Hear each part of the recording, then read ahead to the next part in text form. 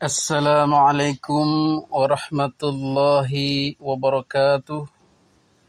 Alhamdulillahilladzi nahmaduhu wa nasta'inuhu wa nastaghfiruh wa na'udzu billahi min syururi anfusina wa min sayyiati a'malina. May yahdihillahu fala mudhillalah wa may yudlilhu fala hadiyalah. Wassalatu wassalamu ala sayyidina Muhammadir Rasulillah wa ala alihi wa ashabihi wa mawalah, amma ba'du. Hadirin para netizen yang dimuliakan Allah Subhanahu wa ta'ala.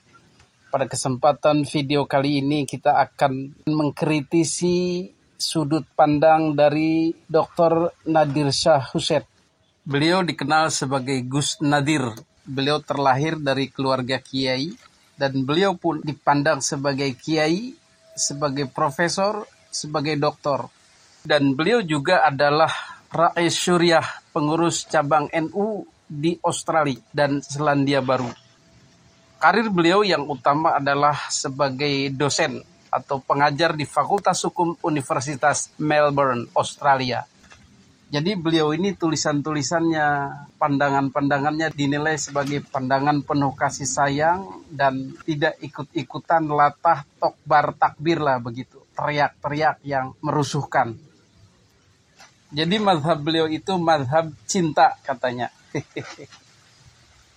Sampai titik ini Gus Nadir oke.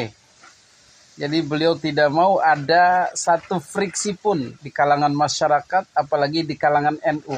Semua harus adem ayem, semua harus tertata rapi, semua harus business as usual, seperti biasalah begitu. Dalam keilmuan sosiologi ini dikenal sebagai penyuka kemapanan, penyuka zona nyaman, penyuka dan orang-orang yang ogah mengambil resiko. Begitulah kira-kira. Atas nama apa? Atas nama cinta. Tentu ini sikap yang kurang baik ya. Apalagi berkenaan dengan perjuangan. Maka perjuangan ini akan selalu berbenturan dengan status quo. Akan selalu berbenturan dengan zona nyaman. Tidak mungkin perjuangan disikapi dengan tanpa berdarah-darah, tanpa friksi, tanpa beda pendapat. Bahkan tanpa marah-marah. Tapi maunya Gus Nadir, udahlah nggak usah ada itu marah-marah itu. Semua harus cinta, damai. Itu terkesan idealis ya, normatif lah begitu. Tetapi namanya perjuangan tidak begitu. Harus ada liku-liku, harus ada air mata dan darah. Harus ada tawa dan tangis. Betul? Hadirin yang dimuliakan Allah Subhanahu wa ta'ala, banyak orang-orang seperti Prof. Nadir ini takut terhadap sebuah perubahan, takut terhadap sebuah gugatan, terhadap status quo atau kemapanan yang sudah ada. Keadaan-keadaan yang damai, tentram, tetapi di dalamnya ada yang harus diperbaiki. Beliau cenderung tidak usah ribut-ribut lah. Tidak usah ada friksi-friksi, marah-marah, beda pendapat yang bahkan mencaci maki. Tidak usah. Harus damai semua. Kelihatan bagus, tetapi negatif terhadap perjuangan. Kalau begini caranya tidak akan ada letupan, tidak akan ada perjuangan, tidak akan ada angkat bicara, tidak bakal ada sengkarut, sengketa, deadlock, dan lain sebagainya. Inilah disebut dinamika dalam sebuah organisasi, perjuangan dalam sebuah organisasi. Dan ini kurang disadari oleh Gus Nadir. Hadirin yang dimuliakan Allah Subhanahu wa ta'ala, bukti bahwa Gus Nadir lebih mementingkan keadaan status quo daripada perubahan adalah ketika melihat fenomena polemik nasab ini. Jadi beliau tidak mungkin tidak tahu sumber permasalahannya, akar permasalahannya, titiknya di mana, tidak mungkin beliau tidak tahu. Betul?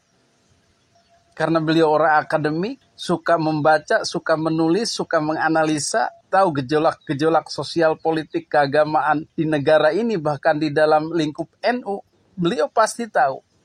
Dan beliau pasti menganalisa. Sebagai seorang akademis, profesor, doktor, pasti beliau cari penyebabnya di mana. Akar permasalahannya di mana, kemudian sikap-sikap yang diambil oleh orang tertentu ini gimana, kemudian respon dari orang tertentu ini gimana. untuk lebih jelasnya Ki Haji Imaduddin itu siapa, Habib Lutfi itu siapa, Habib Bahar itu siapa, Habib Rizik itu siapa, tentu beliau tahu. Tahu lah. Tetapi karena pemikirannya ogah ada resiko, ogah ada keributan, ogah ada ontran-ontran yang mencederai cinta, maka beliau cenderung pro status quo. Yang udah ada sajalah, nggak usah ada neko-neko. Maka dengan sikap yang seperti ini, maka Gus Nadir ini cenderung seperti Gus Yahya. Cenderung seperti orang-orang yang setuju dengan keadaan lama. Dan pada akhirnya memang menguntungkan Ba'alwi. Betul? Karena di situ dia akan selalu menyingkirkan, menafikan semua gejolak yang ada ini, garis miring memadamkannya. Ini kan kontraproduktif dengan perjuangan dan perubahan. Betul? Maka ujung-ujungnya larinya adalah kepada husnudzon. Udahlah husnudzon aja. Berbaik sangkalah pada mereka.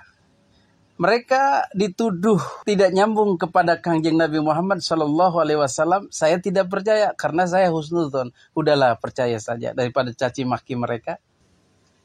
Kemudian bagaimana dengan dakwah-dakwah yang nyerempet kepada kesesatan, membolak-balikan ajaran, keluar dari ajaran-ajaran yang benar? Ya, itu kan segelintir saja. Itu kan oknum saja. Yang baik masih banyak. Bagaimana dengan pemalsuan makam? Bagaimana dengan pemalsuan sejarah NU, pemalsuan sejarah Indonesia, pemalsuan tokoh-tokoh yang berjasa bagi Indonesia yang diklaim dari Ba'alwi? Itu kan hanya omongan-omongan saja. Siapa tahu betul, kita perlu cek sejarahnya dan lain-lain. Orang kalau sudah pro status quo, maka permisif. Silakan saja, nggak apa-apa, nggak masalah dan lain sebagainya. Yang penting cinta.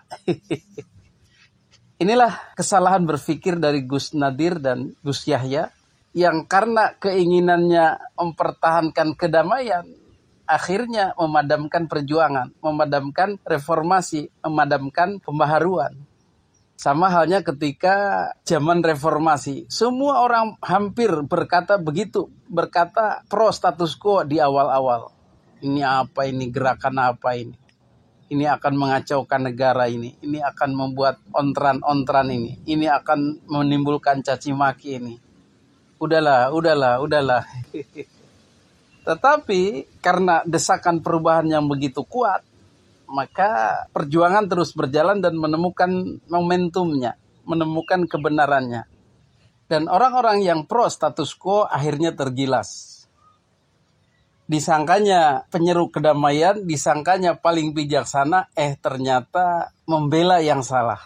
Membela yang selama ini mencengkram warga negara Indonesia, yaitu rezim, Orba, dan kroni-kroninya. Inilah hal yang sama terjadi pada Ba'alwi. Ba'alwi ini kalau tidak dilihat dengan basyirah, dengan hati nurani, dengan pemikiran yang kritis, ya tidak ada apa-apa, emang biasa-biasa saja. Tetapi bagi orang-orang yang waspada, yang kritis, yang ada basyirah, yang sangat terjaga dari kemurnian agama ini, yang sangat khawatir dengan kemurnian agama ini, yang sangat khawatir dengan penyelewengan, maka dia akan bangkit untuk mengingatkan.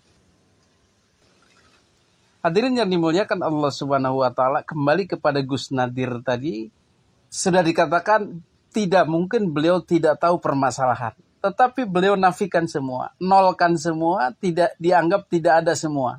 Siapa itu Habib Rizik, siapa itu Habib Bahar, siapa itu Habib Lutfi, siapa itu Habib Taufik, bagaimana track record mereka masing-masing, Gus Nadir tahu. Tetapi tidak menganggap itu semua karena dia pro status quo. Tidak mau ada ontran-ontran, tidak mau ada kekisruhan, tidak mau ada bahasa beliau caci maki. Tetapi pada akhirnya Ba'alwi diuntungkan. Terlihat pada dalam tanda kutip jijainya Gus Nadir tentang orang-orang yang merepro lagi pernyataan beliau tentang Kiai Said Akil Siroj. Bahwa aku tidak ikut-ikutan membahas polemik nasab loh. Aku tidak ikut-ikutan membahas Ba'alwi.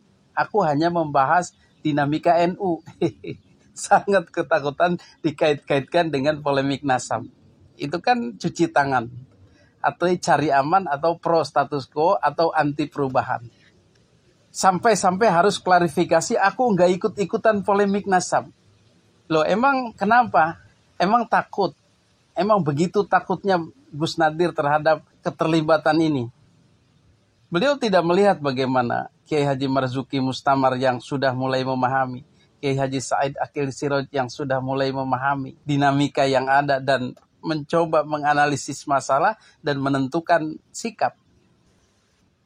Kemudian pada tahap berikutnya Gus Nadir malah mengapresiasi Habib Lutfi bin Yahya. Di tengah kontroversinya, di tengah maraknya pembahasan tentang track record beliau.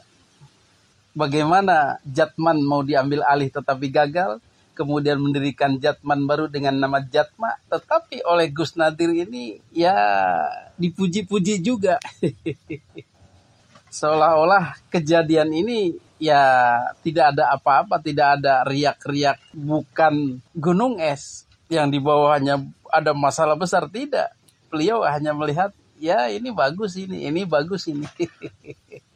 Hanya memuji-muji Habib Lutfi bin Yahya, seolah-olah tidak ada polemik nasab, seolah-olah tidak ada pembahasan tentang siapa Habib Lutfi bin Yahya sebenarnya, track record beliau bagaimana. Itu sama sekali tidak mempengaruhi beliau.